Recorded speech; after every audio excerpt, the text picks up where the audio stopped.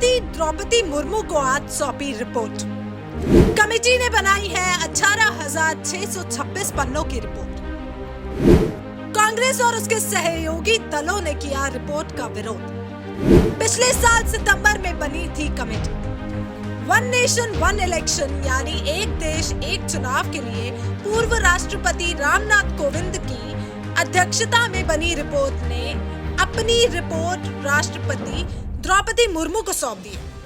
Committee के सदस्यों ने राष्ट्रपति भवन जाकर रिपोर्ट सौंपी।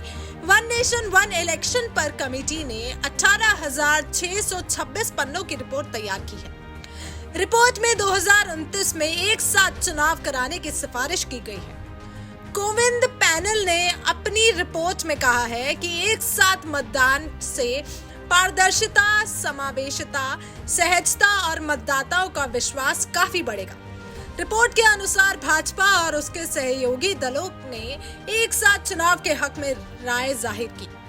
वहीं कांग्रेस और उसके सहयोगी दलों डीएमके, एनसीपी और टीएमसी ने इसका विरोध किया है, जबकि बीजेडी और एआईएडीएमके इसके समर्थन में है।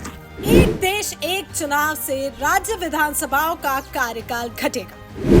सुप्रीम कोर्ट के 4 रिटायर न्यायमूर्ति एक साथ चुनाव कराने के पक्ष में थे। रिपोर्ट को लोकसभा चुनाव में रखा जाएगा कैबिनेट के समक्ष।